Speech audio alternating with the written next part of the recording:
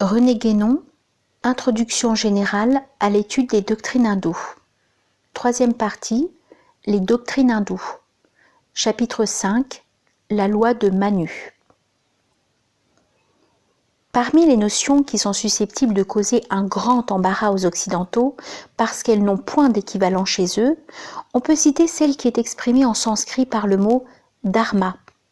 Assurément, il ne manque pas de traductions proposées par les orientalistes, mais dont la plupart sont grossièrement approximatives, ou même tout à fait erronées, toujours en raison des confusions de points de vue que nous avons signalées.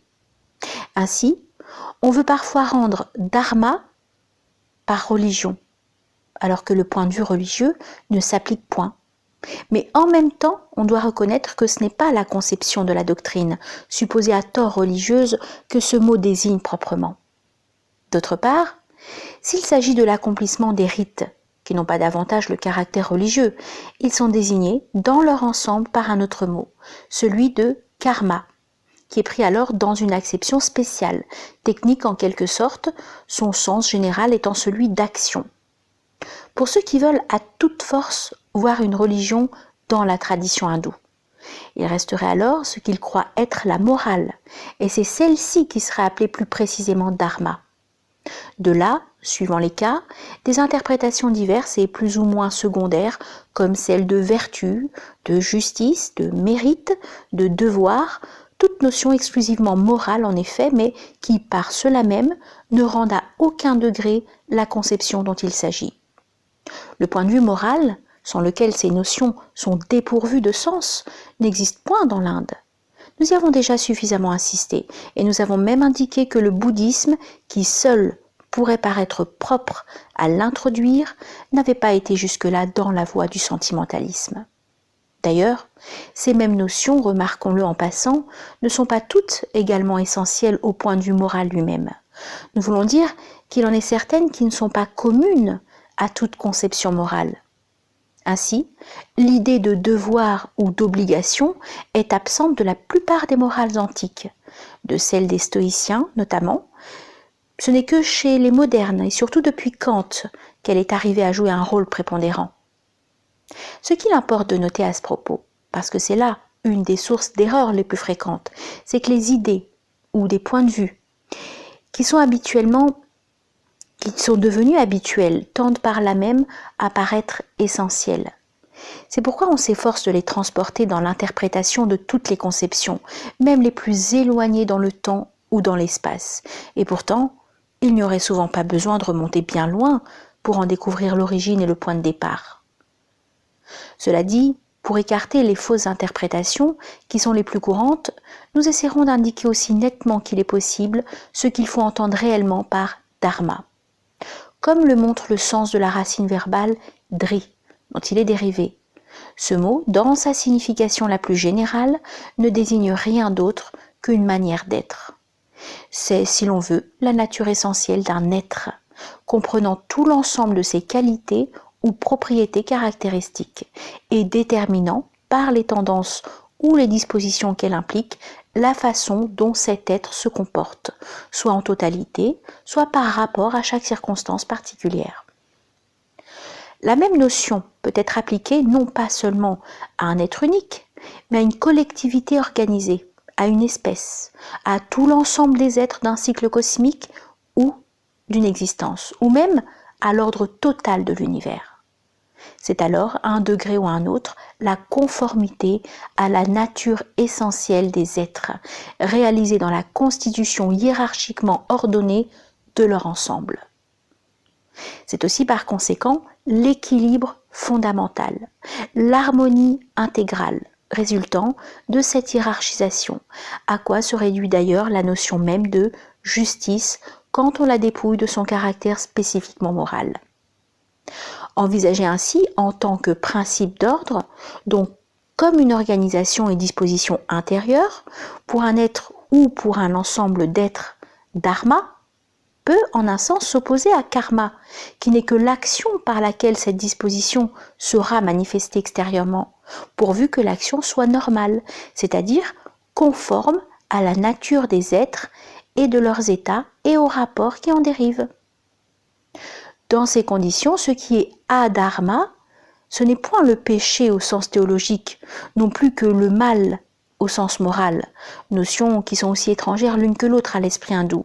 C'est simplement la non-conformité avec la nature des êtres.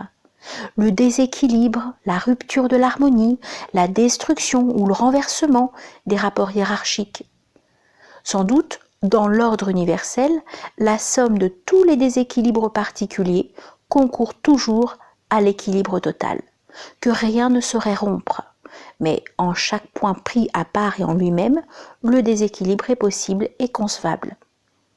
Et que ce soit dans l'application sociale ou ailleurs, il n'est point besoin de lui attribuer le moindre caractère moral pour le définir comme contraire, selon sa portée propre, à la loi d'harmonie qui régit à la fois l'ordre cosmique et l'ordre humain. Le sens de la loi étant ainsi précisé et d'ailleurs dégagé de toutes les applications particulières et dérivées auxquelles il peut donner lieu, nous pouvons accepter ce mot de loi pour traduire dharma, d'une façon encore imparfaite sans doute, mais moins inexacte que les autres termes empruntés aux langues occidentales.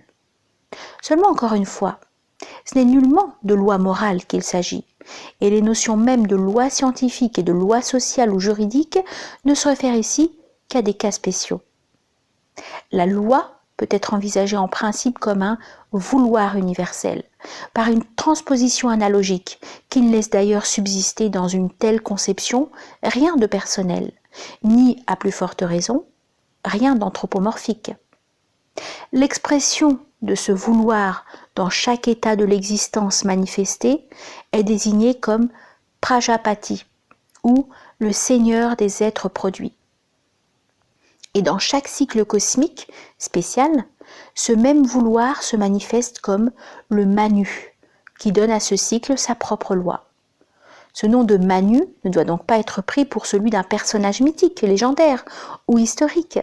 Il est proprement la désignation d'un principe qu'on pourrait définir, suivant la signification de la racine verbale man, comme intelligence cosmique ou pensée réfléchie de l'ordre universel.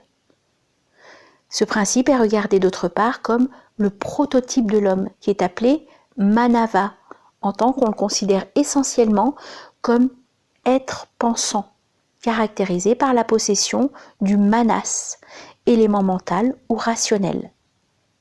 La conception du Manu est donc équivalente, au moins sous certains rapports, à celle que d'autres traditions, notamment la Kabbalah hébraïque et l'ésotérisme musulman, désignent comme l'homme universel, et à ce que le taoïsme appelle le roi. Nous avons vu précédemment que le nom de Vyasa désigne non pas un homme, mais une fonction. Seulement, c'est une fonction historique, en quelque sorte, tandis qu'ici, il s'agit d'une fonction cosmique, qui ne pourra devenir historique que dans son application spéciale à l'ordre social, et sans d'ailleurs que cela même suppose aucune personnification. En somme, la loi du Manu, pour un cycle ou pour une collectivité quelconque, ce n'est pas autre chose que l'observation des rapports hiérarchiques naturels qui existent entre les êtres soumis aux conditions spéciales de ce cycle ou de cette collectivité, avec l'ensemble des prescriptions qui en résultent normalement. Pour ce qui est de la conception des cycles cosmiques, nous n'y insisterons pas ici, d'autant plus que, pour la rendre facilement intelligible, il faudrait entrer dans d'assez longs développements.